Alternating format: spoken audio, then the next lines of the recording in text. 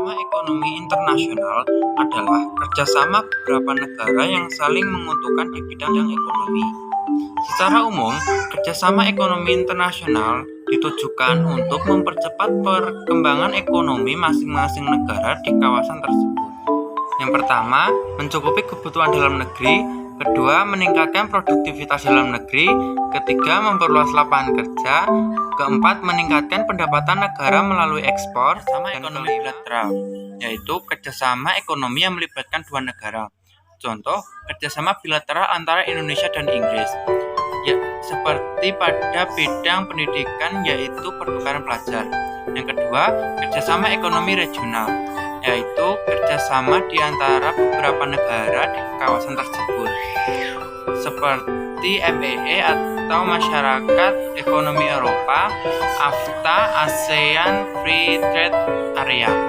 Yang ketiga, kerjasama ekonomi subregional, yaitu kerjasama beberapa negara yang melibatkan sebagian saja wilayahnya. Yang keempat, kerjasama ekonomi antar regional, yaitu kerjasama antara dua kelompok di kerjasama regional, seperti kerjasama antara MEE dengan ASEAN. Yang kelima, kerjasama ekonomi multilateral nasional adalah kegiatan transaksi dagang antar negara dengan negara lain, baik barang atau jasa, dengan melewati batas daerah. 1. Memperoleh barang yang dibutuhkan. 2. Mendapatkan harga yang lebih murah dibandingkan produksi sendiri. 3. Menambah devisa negara dan hasil impor maupun hasil ekspor. Mempercepat pertumbuhan dan pembangunan ekonomi. Dan terakhir, meningkatkan pendapatan nasional. Perbedaan sumber alam dan faktor produksi. Yang kedua, kondisi ekonomi yang berbeda. Yang ketiga, adanya motif keuntungan dalam perdagangan. Dan terakhir, adanya persaingan antar pengusaha dan antar negara. Yang pertama, perbedaan mata uang antar negara.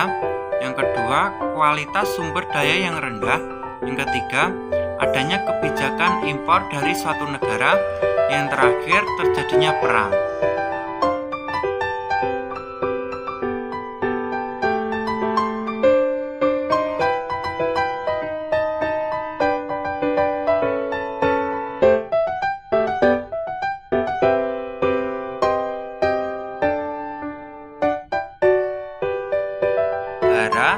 Tidak international immonetary.